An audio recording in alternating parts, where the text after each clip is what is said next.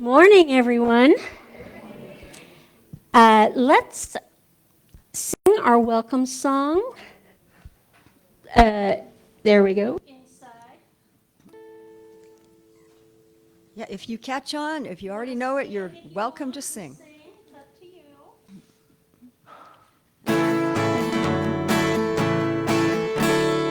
I will leave this world as it is, go inside to find my God. I will leave this world as it is, go inside to find my God. Inside there is peace, inside there is joy, inside there is more than enough. Inside there is peace, inside there is joy, inside there is sacred love. I will leave this day as it is, go inside to find my God. I will leave this day as it is, go inside to find my God. Inside there is peace, inside there is joy, inside there is more than enough. Inside there is peace, inside there is joy, inside there is sacred love. I will leave this life as it is, go inside to find my God. I will leave this life as it is, go inside to find my God. Inside there is peace, inside there is joy, inside there is more than enough. Inside there is peace, inside there is joy, inside there is sacred love. I will leave this world as it is, go inside to find my God. I'll go inside to find my God. Go inside to find my God.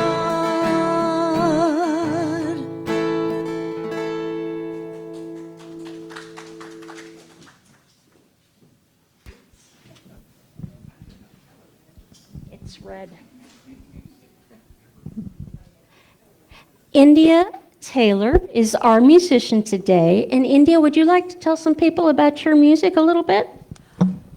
Yes, I am a singer and songwriter, and I have actually some music of mine in the back of the room if you're interested after the service. I have CDs and I also have digital download cards. So for those of you that like to download things to devices, and I was a member of the Austin Songwriters Group for a number of years and enjoyed studying the craft of songwriting with them, and I really love to write songs and enjoy sharing my spiritual music with y'all.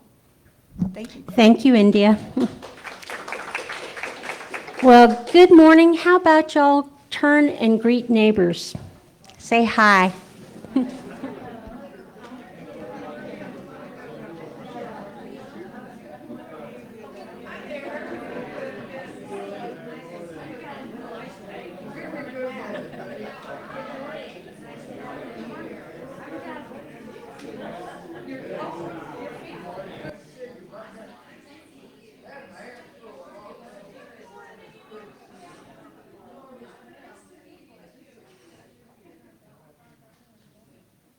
All right. Please take a moment to silence your cell phone if you didn't do that already. And I am Mandy Russell, a member of Unity, and I welcome you to Unity of the Hill Country. It's red.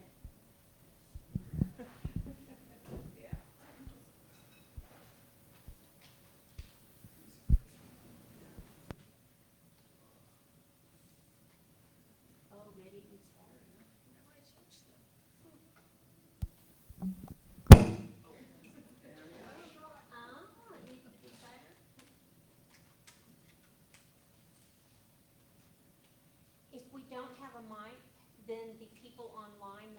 so that's why we're pausing.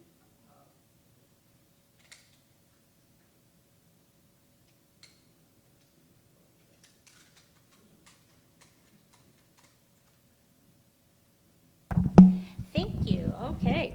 So, yay! Thank you, Ray. So, good morning. I'm Mandy Russell, a member of Unity, and I want to welcome you to Unity of the Hill Country, where we offer a positive path for spiritual living. Let's give a warm welcome to this week's guest speaker and musician. We have Reverend Karen Tudor, and of course, you met India Taylor. So let's join together in our opening prayer. Okay, together, as we join together in heart and mind to celebrate the presence of the divine, may we feel at peace. May we find the joy of the universe filling our hearts with love. May we experience health and wholeness on all levels, body, mind, and spirit. As well as our statement of faith, there is only one presence and one power active in my life and in the universe, God the good, the omnipotent.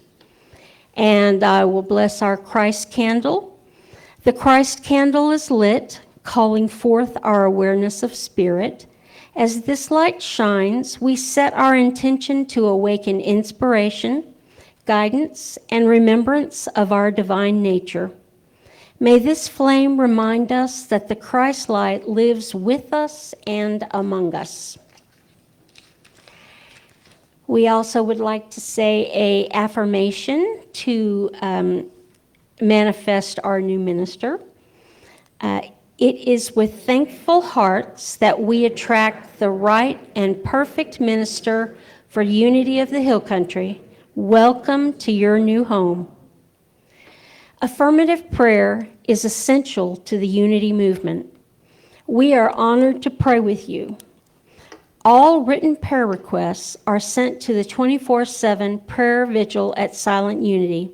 You can also call the number on the screen to have someone pray with you or submit prayers online.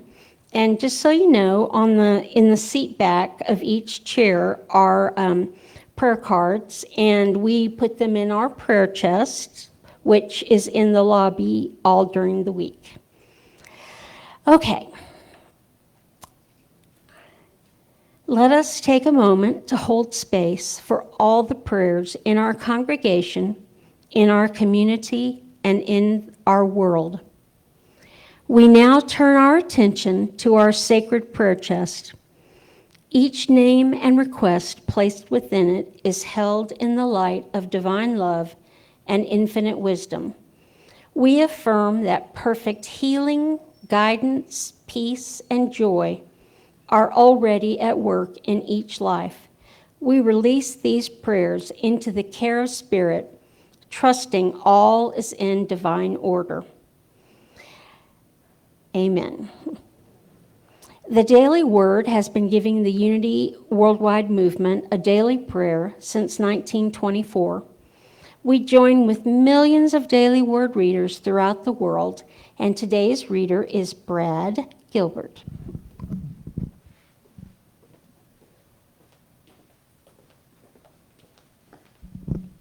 Good morning. Today's word is prosperity. And the affirmation, if you will recite it with me. My prosperity is unlimited. I claim my good now. After King Darius hauled an unbidden Daniel from the lion's den, and the king wrote to other nations to praise the divine power that delivered this Hebrew prophet by taming hungry beasts. Overcome by divine goodness, Darius prayed for abundant prosperity among the people of the ancient world. Today, the lions I face may be rising prices when shopping and greater costs for basic needs. Even in that den of apparent lack, my prosperity is unlimited. In prayer, I claim my good, grateful to live in an abundant universe. I pray that cooperative interaction with others who are seeking their own prosperity brings an end to poverty and establishes world peace. I claim prosperity for myself and all others. From Daniel 6:25. Then King Darius wrote to all peoples and nations of every language throughout the whole world, may you have abundant prosperity. If you'll now recite the affirmation with me one more time. My prosperity is unlimited, and I claim my good for... Thank you. Thank you, Brad. Okay, and now India will lead us in our congregational song, and after that, we will welcome Reverend Claudia to the podium.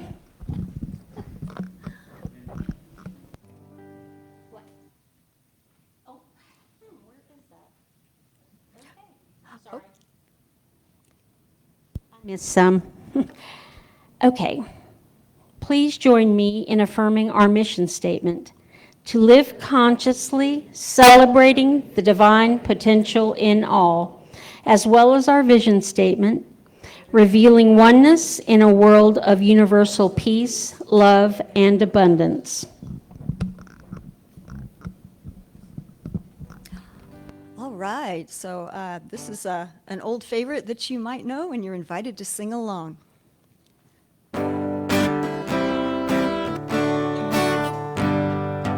Open my eyes that I may see glimpses of truth thou hast for me. Place in my hands the wonderful key that shall enclasp and set me free. Silently now I wait for thee, ready, my God, thy will to see.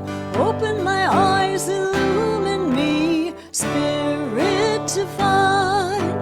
Open my ears that I may hear voices of truth thou sendest clear.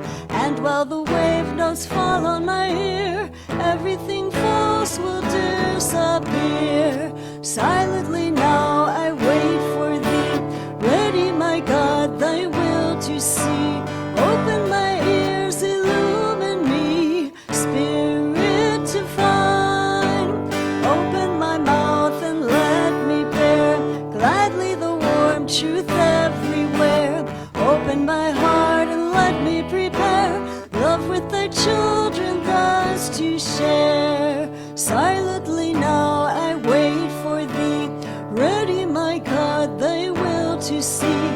Open my heart, illumine me, Spirit divine.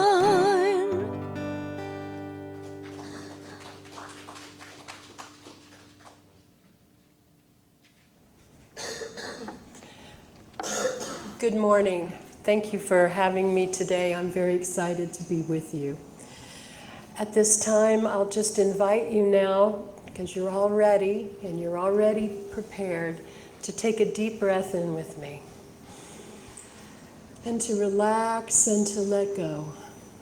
Let us know right here, right now, that all concerns, that all thoughts of things undone, worries, things that will be happening in the future are of no value, not important now. We use our holy breath to take a deep breath in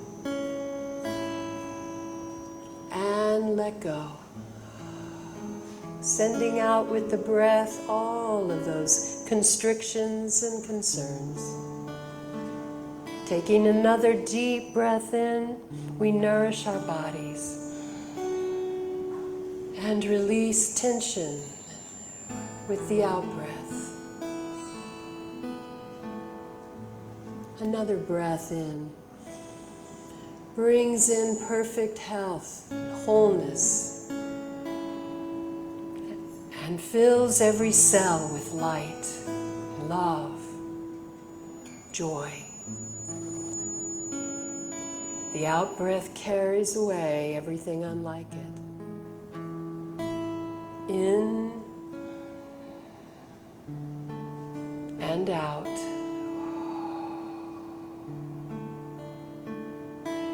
like this subtle wind across the face of the earth, we release, drawing in strength and hope, peace and love, and out everything unlike it, bringing in within us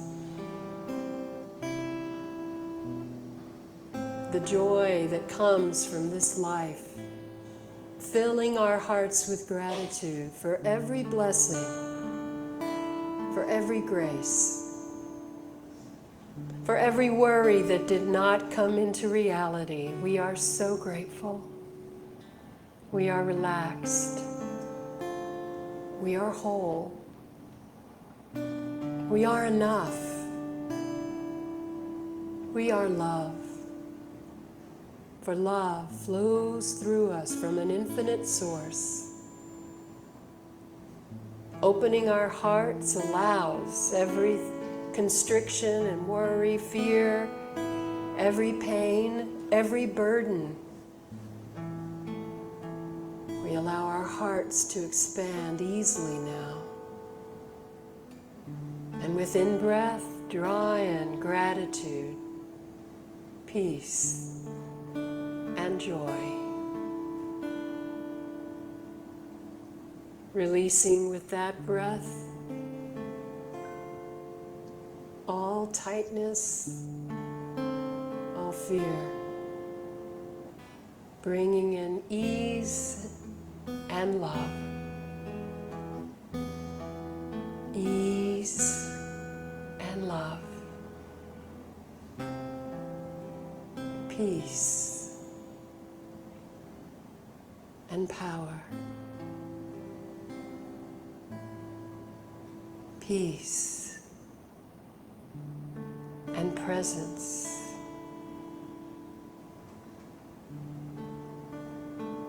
Peace. Peace. Peace.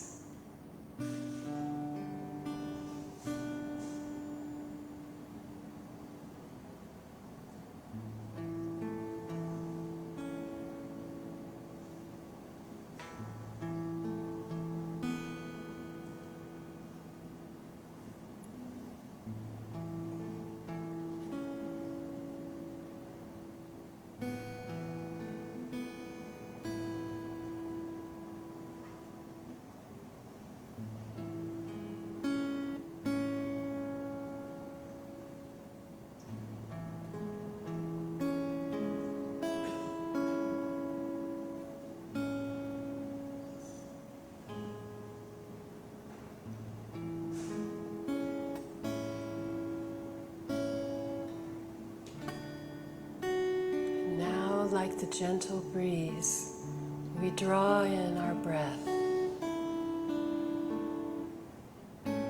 all the way in to be released all the way out. Allow ourselves now the refreshment of a time apart,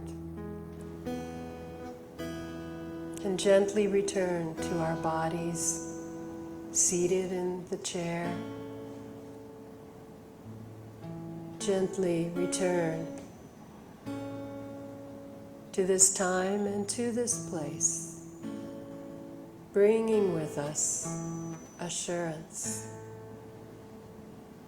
the peace that passes all understanding, and the love that knows no beginning and no end. Always, here, always, and forever. And so it is. Amen.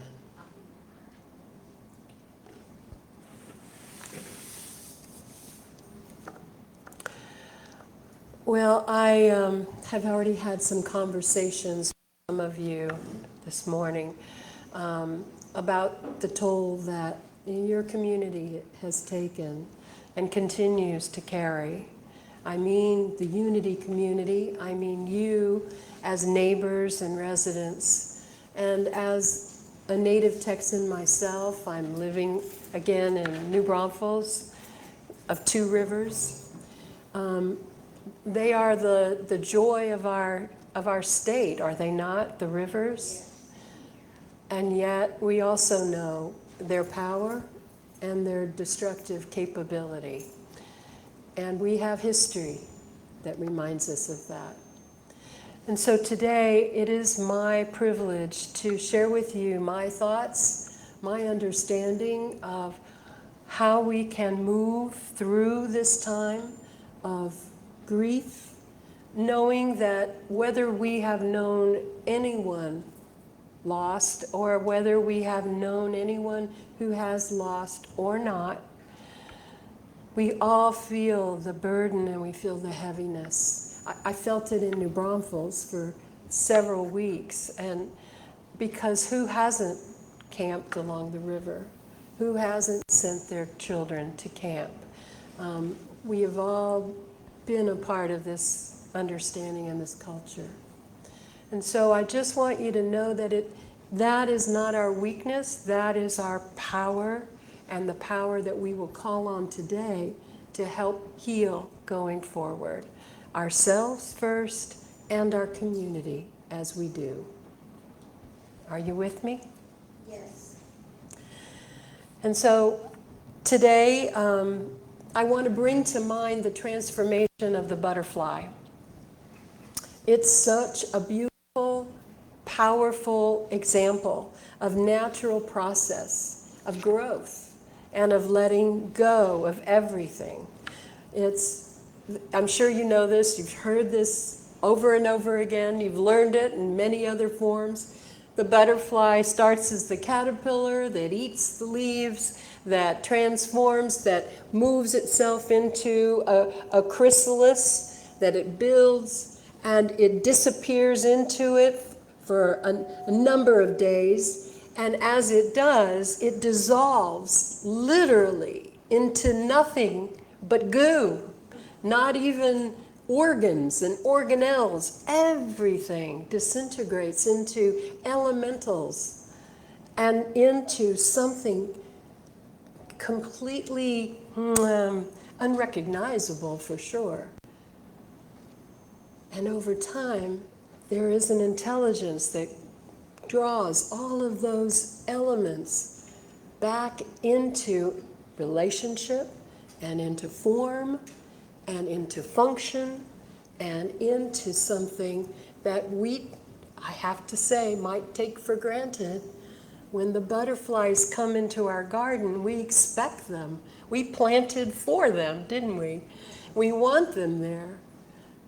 But that they are a miracle, flying on beautiful wings, that delicate little body transformed from a lumbering caterpillar. Grief does that to us. Grief transforms us. I know that every one of you right now can think of a time before and a time after a loss that you've had. What did you think before? How did you live before? What did you believe before? All of those things. And afterwards, something with time, with healing, with letting go, with making sense of your life in this new world after the loss, has changed you. You are not that same person. And you meet others' grief and loss with compassion and with understanding. That is part of the joy, part of the gift. But we'll talk more about that. Accepting loss and feeling grief is our version of the butterfly transformation. We have a deep aversion, all of us, even fear of loss, don't we? especially after we've had a terrible loss. We don't ever want to have to go through that again or wish it on anyone. We deny our grief sometimes, or feel we are judged by others, or we judge ourselves for not getting over it fast enough. Yes? We rationalize our loss, distract ourselves away from feeling, and we shut down the tears or sad memories in any way we can. People grow uncomfortable when we bring up our raw sadness again. So after a bit, we stop talking about it. All messages tell us that grief is an imposition or a weakness. And sadly, I'm sure some of us, probably all of us, at one time or another, have wished that on a friend who can't seem past things. Yes? It's difficult. Nothing you can do. You're not sure what else you can say that you haven't already said. It's hard, isn't it?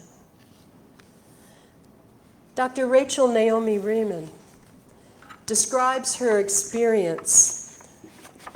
I have a wonderful story, and I brought her book just so I can get her words just right. She was a young physician in pediatrics. And at the time, she was taught how to be professional in the face of loss and how that teaching affected her over time. She says, the second day of my internship in pediatrics, I went with my senior resident to tell some young parents that the automobile accident from which they had escaped without a scratch had killed their only child. Very new to this doctor thing, when they cried, I had cried with them. After it was over, the senior resident took me aside and told me that I had behaved very unprofessionally. These people were counting on our strength, he said. I had let them down. I took his criticism very much to heart. By the time I myself was a senior resident, I hadn't cried in years. During that year, a 2-year-old baby left unattended for only a moment had drowned in a bathtub. We fought to bring him back, but after an hour, we had to concede defeat. Taking the intern with me, I went to tell these parents that we had not been able to save their child. Overwhelmed, they began to sob. After a time, the father looked at me standing there, strong and silent in my white coat, the shaken intern by my side. I'm sorry, doctor, he said. I'll get a hold of myself in a minute.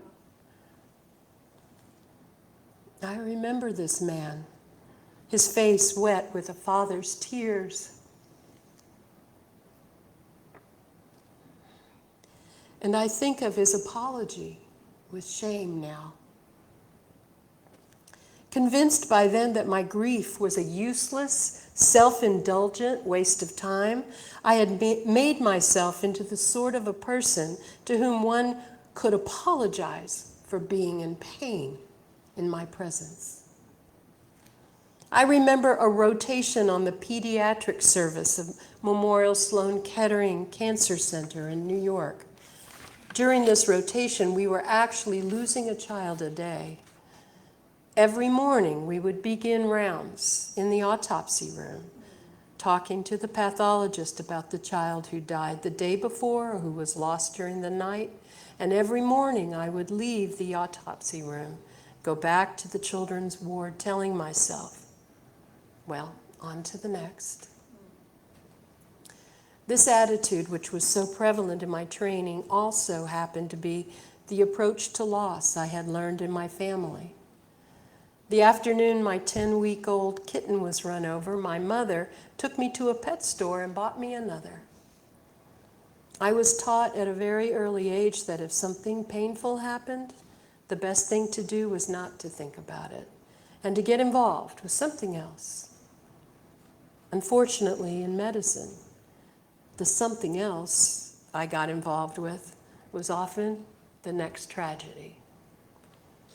The bottom line is that grieving is not meant to be of help to any particular patient. You grieve because it's of help to you. It enables you to go forward after loss. It heals you so that you are able to love again.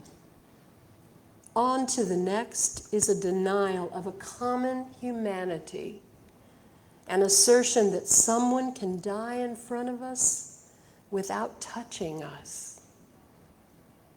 It is a rejection of wholeness, of a human connection that is fundamental. It makes no sense at all when you say it out loud.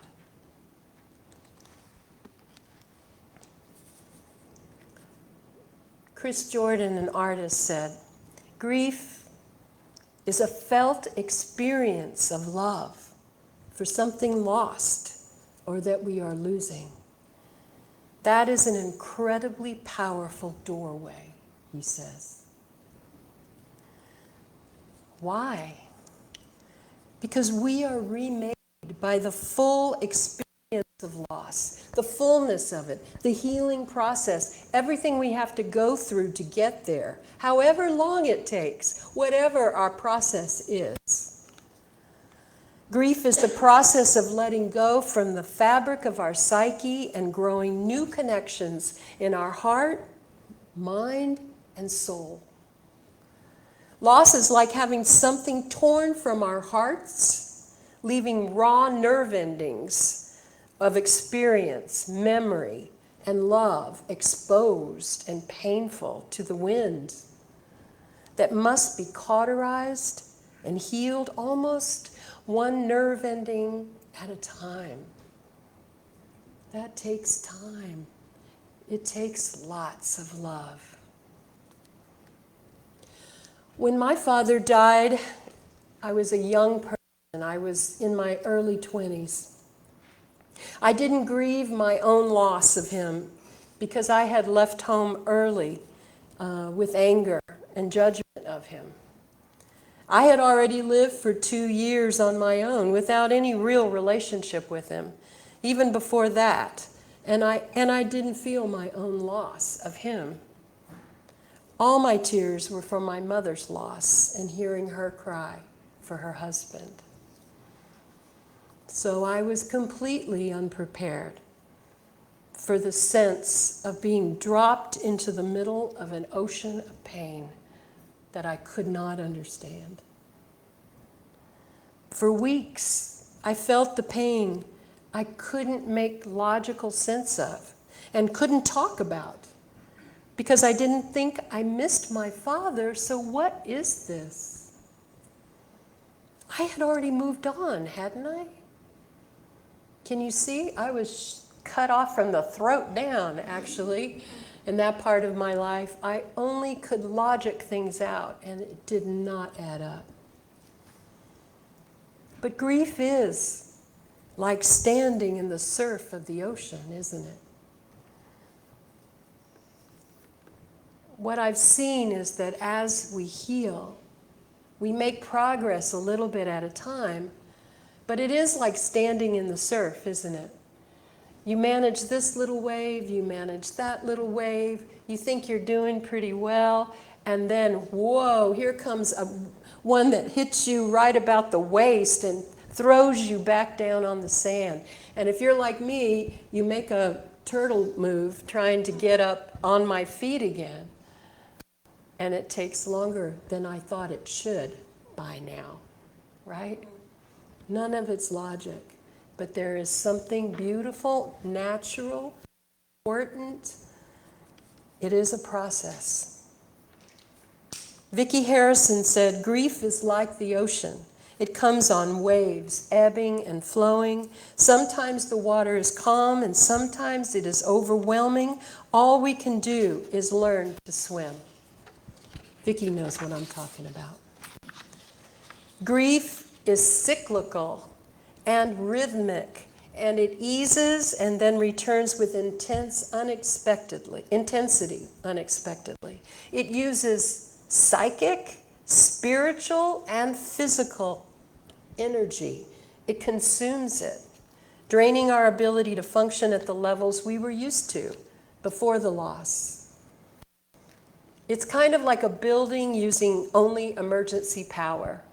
I come out of healthcare background, and it was a common experience that when the generators went down for some reason, that in the building, in the hospital, we could always depend on our emergency generators would kick on, but it wasn't all the lights. It was this one and that one and this one and that one, and all the plugs didn't work, only the red ones that were hooked up to it. So if you had the tool you needed right then, or the machine you needed to keep someone alive needed to be in a red plug. And we dealt with that until everything came back up again. But that's what it's like when we're in grief. Only every other light is on. We think we're getting back to normal. Time is up. I should get back to work. People are depending on me. It's time. I need to get over this. Nobody wants to hear that again from me. All of those things that we tell ourselves, but we cannot rush this. And if we're trying to push forward, our minds are not functioning right, our emotions are a little helter-skelter, our spirit seems to waver at a time when we need it the most. Everything is in goo. It is being remade. It isn't acting on demand the way it used to, the way it normally does. There's nothing normal about this right now. And you can't predict how long it will take. You don't know.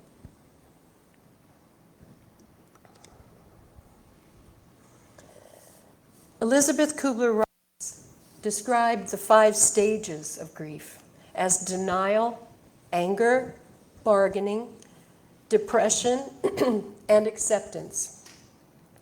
They are all part of a framework that makes up our learning to live with the one we lost, or to live without the one we have lost. They are tools to help us frame and identify what we may be feeling. But they are not stops on some linear timeline in grief. In other words, you can't plot it out and say, well, I've had my anger thing. I'm now into my depression part. I should probably be over this in about a week and a half now.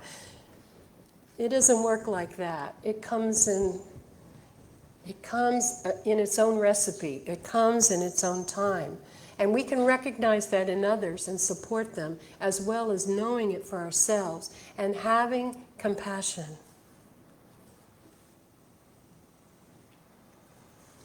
When I counsel people with a great loss in their lives, I try to tell them to reorder the return to their schedule as though they were returning from a serious illness. If it is a big loss, it is going to take a big toll, and it will take time. And it doesn't matter how important your work is, or the job, or the people who need you right now, right the way you usually operate, because you will not be able to operate the way you usually do. And it is not permanent. It is temporary, but it will be prolonged if you don't give yourself time. You really have to let yourself heal and encourage those who you see in that kind of grief, that same thing. I tell people that I counsel to build as much rest and renewal in their schedule as possible.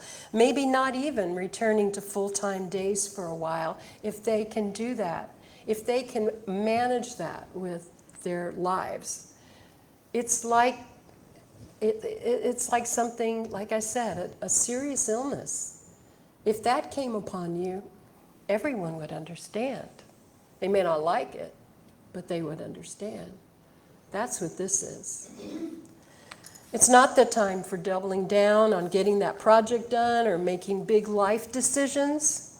Even if they're still before you, they will wait. And you never know what you're really waiting for. You're waiting for a sign, you're waiting for something else. And I promise you that the confluence of the universe will bring something even better to you further down the road than the one you would have thought was your only way out or your only answer to that problem. You hear that, right? You know that. You know that in your life. That just because you think this is the moment, I got to do it now, or else when will this happen again? You do not know. You cannot read the tea leaves on that.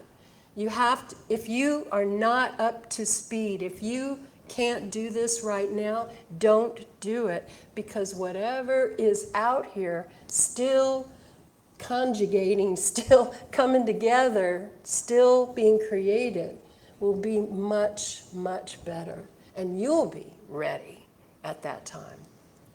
Look into your life and look back and see how that has been true in your life. I encourage lots of naps. We're tired, our body needs it. Nurturing food, walks in the woods, or hours by the sea or a lake, poetry, music, art, nature. Self-care creates plenty of space in the chrysalis of your becoming. That's what you want, don't you? Don't you want your chrysalis to hum with your favorite music, to display your favorite colors, to resonate with the rhythm of nature all around us in nature's own good, perfect time? We think of grief and loss as sidelining us or taking us off track, like a disabled car by the side of the road getting repaired. That's what I thought. I thought, well, I got knocked off. I'm over here, I'm going to get it together, get the wheel back on, make the necessary repairs, take responsibility, get on it, and I'm going to put my car back on the road where I left it and continue on the path to the trip I was on, or the place I was going, or the plans I had. We think we'll enter the highway again right where we left it and continue in the same direction we were traveling before, but we don't. Because you know what happens? You're not even on that same road. You're on another trajectory altogether different. I mean, it might be the same general direction, but in no way is it the same you taking that trip.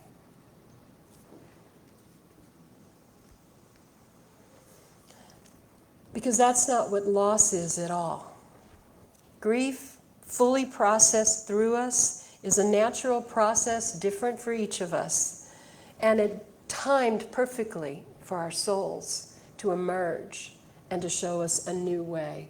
A part of us that's unexpressed, perhaps, some part of us that we've either long time forgotten about or never knew we had, that will step in and take us to a place and be now an everyday part of our lives that we have sorely needed and really can see the benefit of now.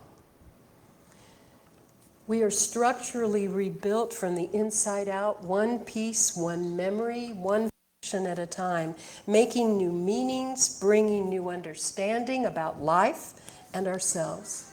It remodels us with greater resilience and strength, hollows us out with more spaciousness and compassion, fills us with more love than we could hold before.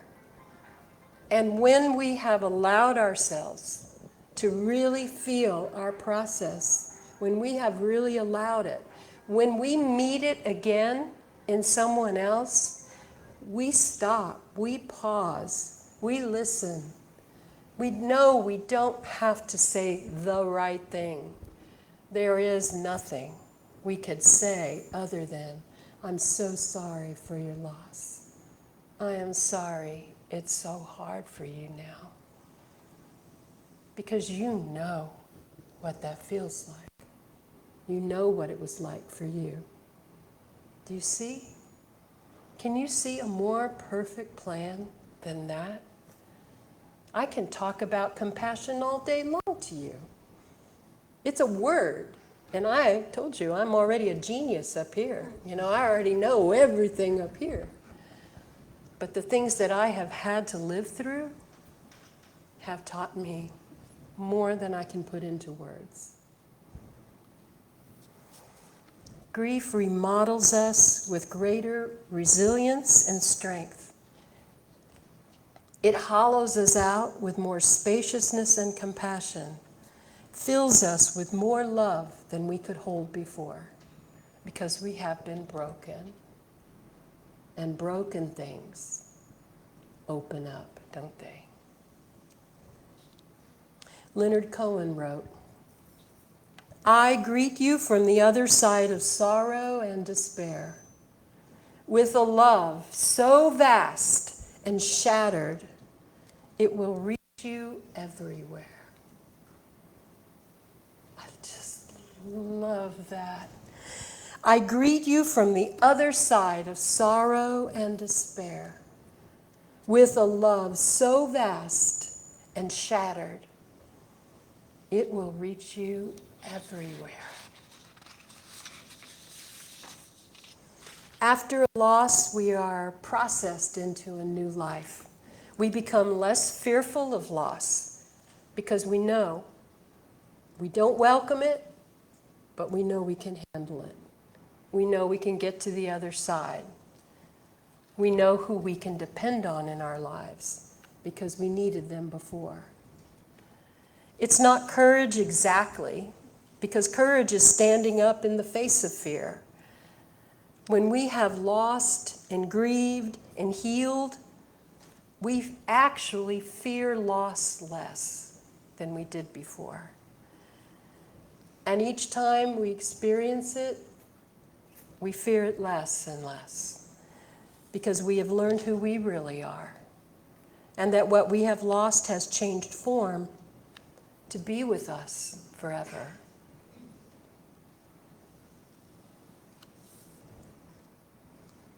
Kate Braestrup says, walk fearlessly into the house of mourning, for grief is just love, squaring up to its oldest enemy. And after all these mortal human years, love is up to the challenge. Rumi said, grief can be the garden of compassion.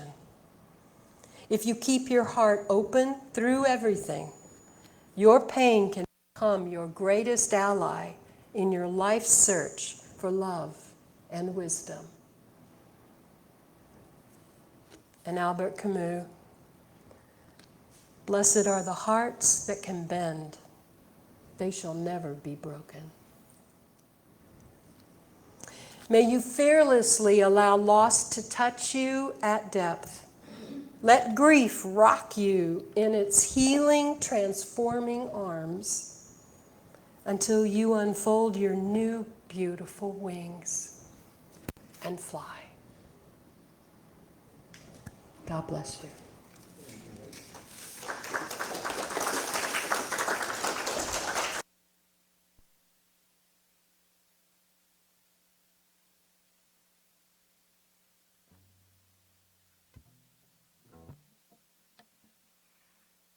India will do her special music now, The Wings of Butterflies. Did you write this? Yes, I actually wrote it a long time ago. Are no coincidences, so I just thought, I think that would go with this today, and if anybody wants it, it's, on my CD in the back. Okay, Wings of Butterflies.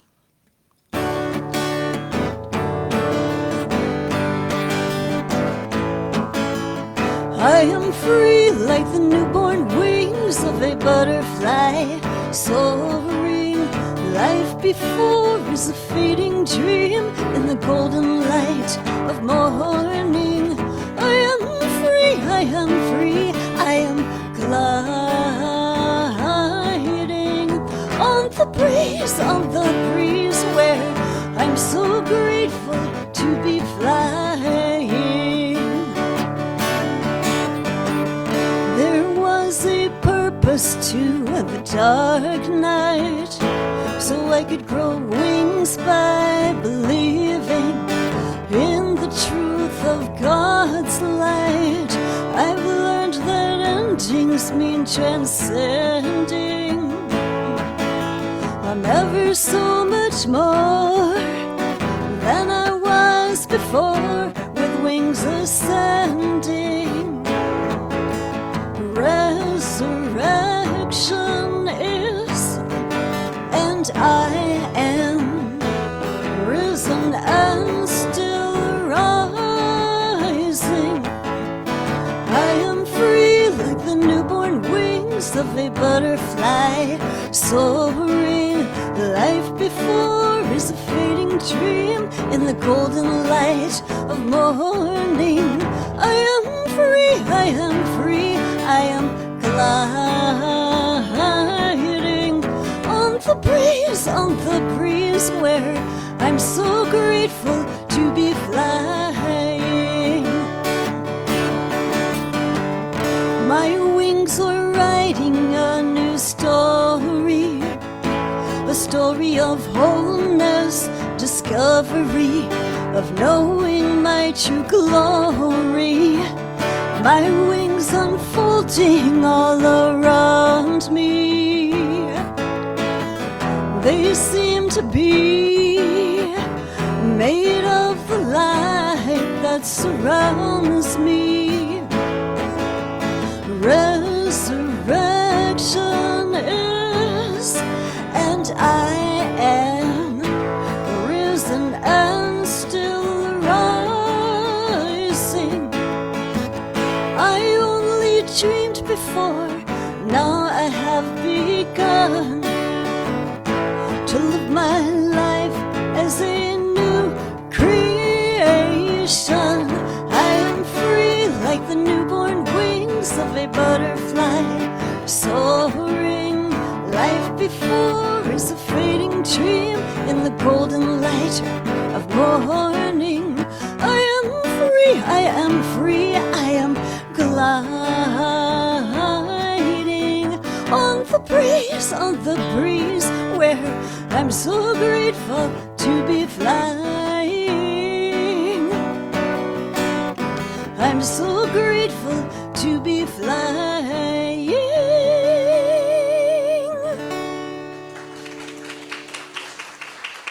Thank you.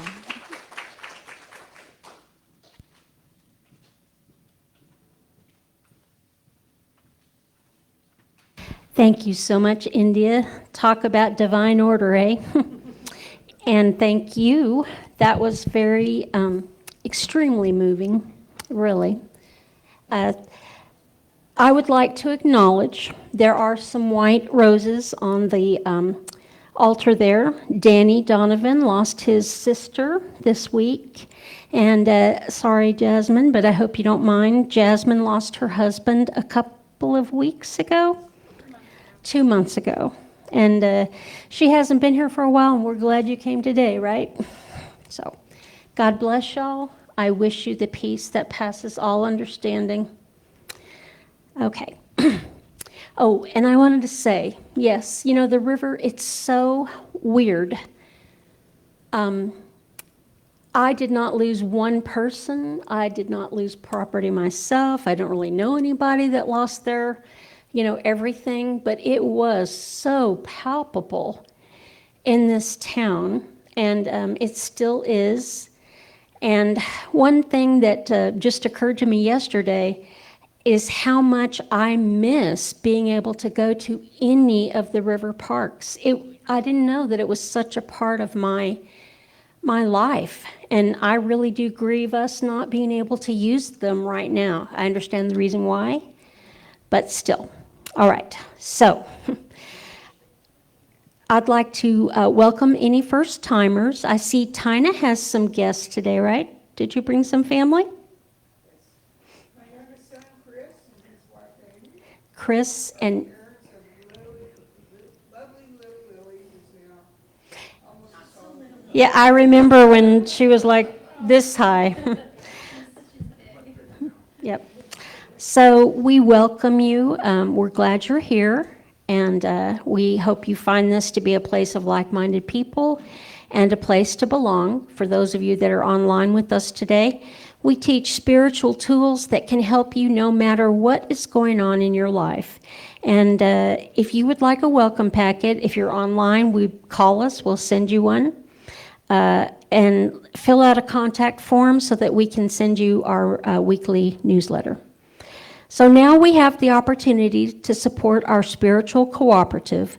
As we prepare our gifts, we recognize that giving is an act of love, faith, and spiritual connection. Let's bless what you're giving now and join us in our offering affirmation. Divine love as me blesses and multiplies all that I am, all that I give, and all that I receive. I send it forth with my blessings and my love. Freely, freely I have received, freely, freely I give. Divine love through me blesses all that I am, all that I give and receive. Free that I give and receive.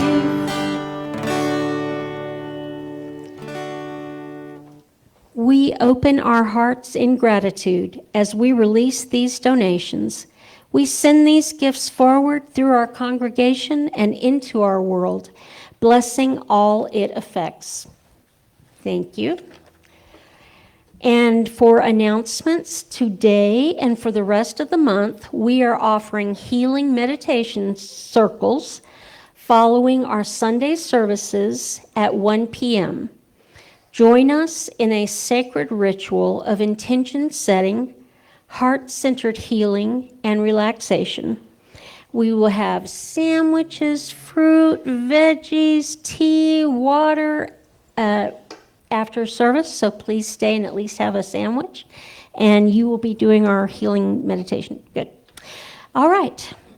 Also, on September 7th at 1 p.m., join us for a communal healing journey at the Grief Processing Workshop with Linda Hancock, a licensed Unity teacher and somatic health educator. This workshop is movement-based and will help you understand how emotions are stored in the body and methods to get the mind, body, and spirit moving. This event is open to the community on a love offering basis. So we have reached the end of our gathering, so let's rise, circle up, join hands, sing the peace song, and then say our prayer for protection.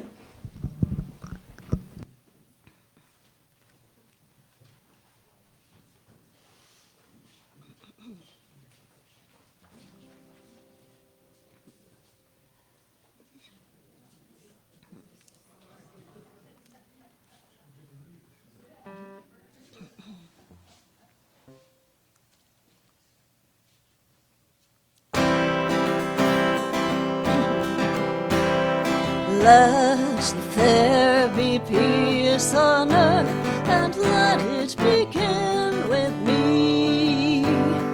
Let there be peace on earth, the peace that was meant to be, with God as creator, family all are we.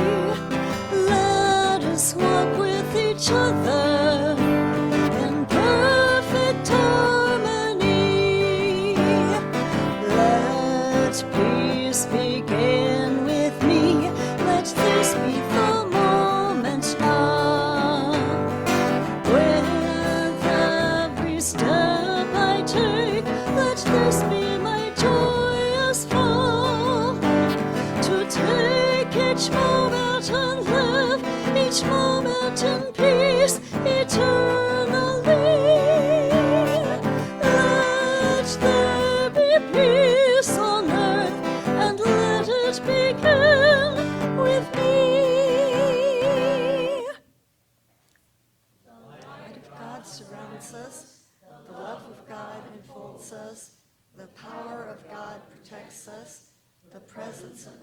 watches over us. Wherever we are, God is, and all is well. There you go.